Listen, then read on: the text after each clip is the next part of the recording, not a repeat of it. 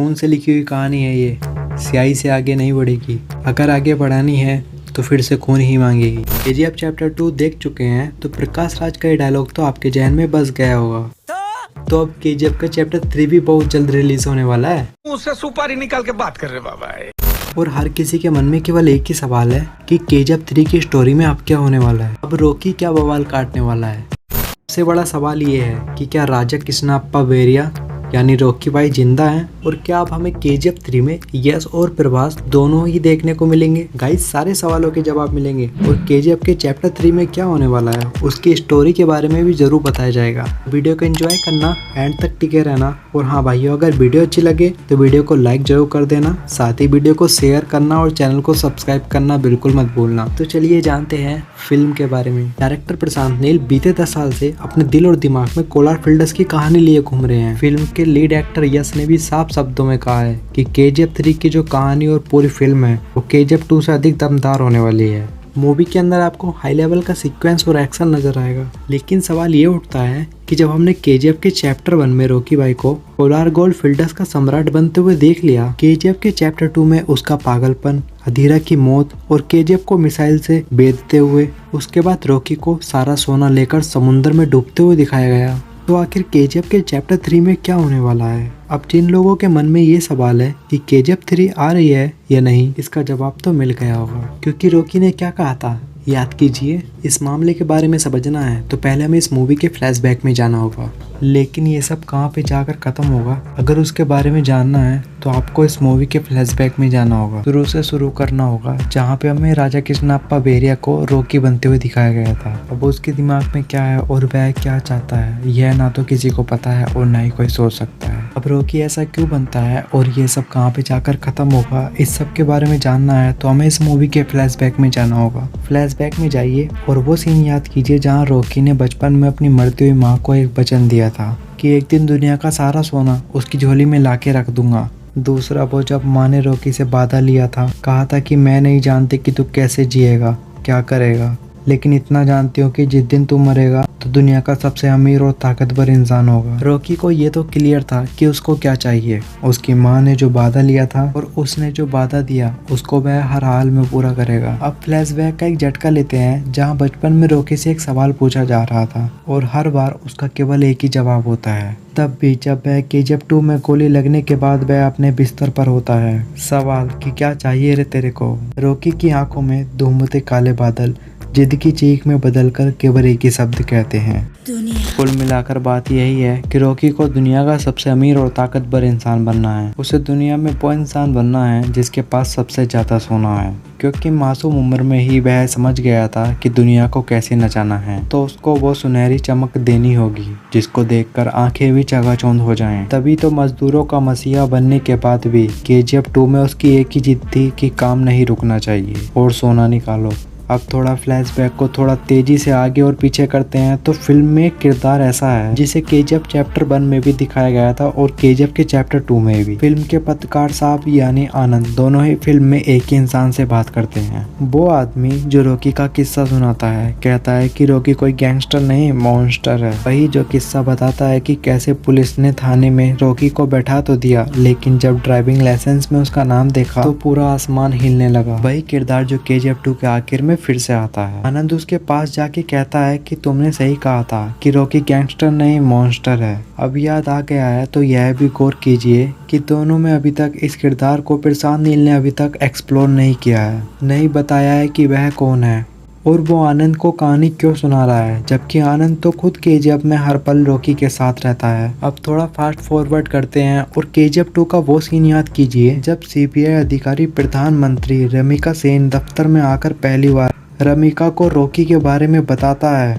कहता है कि वह सबसे बड़ा क्रिमिनल है, सबसे बड़ा नेशनल इशू है, जिस केजीएफ के ऊपर से रॉकी ने प्राइवेट प्लेन को उड़ने की भी इजाजत नहीं दी। उसको वो तस्वीर दिखाता है जिसे देख रमिका सेन भी हिल जाती है। इस सीन के साथ ही एक 10 सेकंड का सीन और दिखाया जाता है। एक अमेरिकी को कुर्सी पर बैठा दिखाया जाता है जिसके हाथ में एक अखबार होता है जिसकी हेडलाइन है इंडियन बिगेस्ट क्रिमिनल और दूसरे हाथ में दुनिया की प्रतिष्ठित मैगजीन टाइम है, जिसके कवर पेज पर लिखा है वर्ल्ड बिगेस्ट क्रिमिनल। यानी जब तक रमिका को रॉकी के बारे में पता चलता है तब तक रॉकी दुनिया के 16 देशों का सबसे बड़ा मॉन्स्टर बन चुका था। वक्त याद कीजिए जब रॉकी ने फिर से अधीरा को घुटनों पर लाकर केजीएफ को अपने हाथों में ले लिया। वो केजीएफ के उन लोगों की लाशें भी ले आता है जो आउटपोर्ट पर अधीरा के लोगों के हाथों मारे गए थे। फरहान की माँ दुआ देती है कि तुझको अब कोई नहीं रोक सकता। केजीएफ में अब जमकर खुदाई का काम शुरू होता है। अभी स्क्रीन ब्लैक हो जाती है। हम 1979, 1980,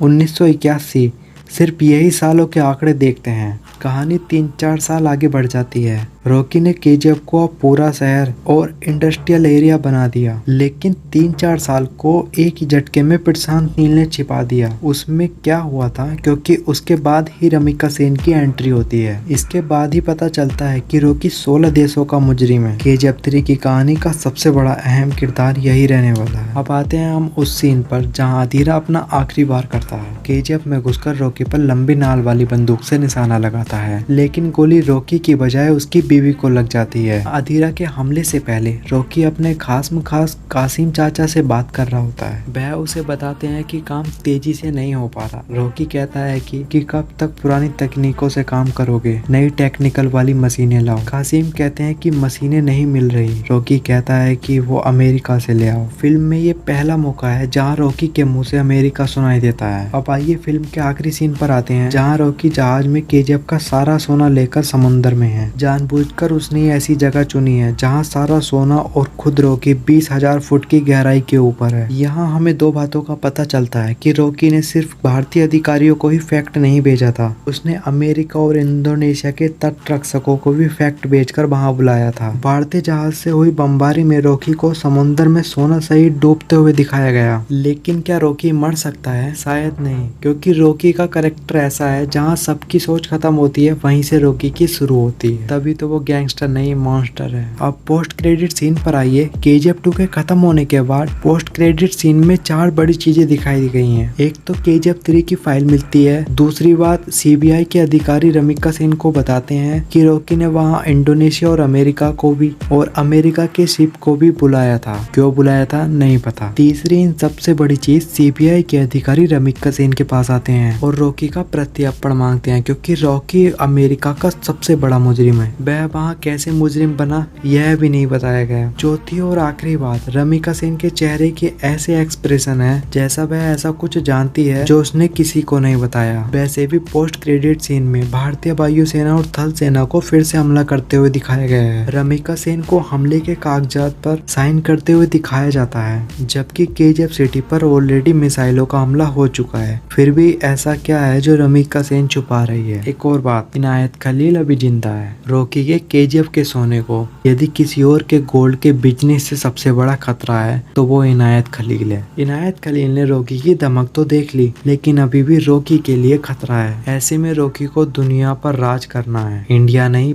पूरी दुनिया का CIO बनना है, तो उसे इनायत खलील के सोने के धंधे को भी ठप करना पड़ेगा। कुल मिलाकर इस पूरे फ्लैशबैक और फास्ट फॉरवर्ड की इसलिए जरूरत थी कि आप लोग यह समझ सकें कि केजीएफ 3 की कहानी के लिए प्रशांत नील के साथ अभी बहुत सारा मसाला है। मतलब रॉकी कैसे 16 देशों का मॉन्स्टर बना, कैसे उसने इनायत खलील को खत्म किया, उन 3-4 साल में कैसे उसने अपना साम्राज्य पूरी दुनिया में फैलाया, दुनिया का सबसे अमीर और ताकतवर इंसान बनने का उसकी माँ का वादा कैसे पूरा हुआ। वो आदमी कौन है जो पत्रकार आनंद को रॉकी की बादशाह की कहानी सुना रहा है, उसे गैंगस्टर से मॉन्स्टर बता रहा है। रमिका सेन को ऐसा क्या पता है जो वह उसको छुपा रही है? क्यों उसने आनंद की लिखी किताब एल डोराडो को बैन कर दिया और जला दिया? और रमिका सेन ने वायुसेना और थल सेना से केजीएफ पर हमला क्यों करवाया? और क्या रमिका सेन कहीं ना कहीं रॉकी से मिली हुई है? अंदर में जब रॉकी और सारा सोना डूब रहा था तब इंडोनेशिया और अमेरिका वाले क्या कर रहे थे? रॉकी अमेरिका जांच एजेंसी CI के निशाने पर कैसे आया? और इन सब से केजीएफ 3 में प्रशांत नील हमें यह भी बताएंगे कि क्या रॉकी को वह मिला जो उसे बचपन से चाहिए था। गाइस, आई होप कि आपको ये वीडियो काफी ज्यादा पसंद आई होगी, तो प्लीज़ वीडियो को लाइक करना, शेयर करना और कमेंट बॉक्स में अपना रिएक्शन जरूर देना। और ऐसी और भी इंफॉर्मेटिव वीडियो देखने के लिए हमारे चैनल को सब्सक्राइब करना बिल्कुल मत भूलना। Thanks for watching this video.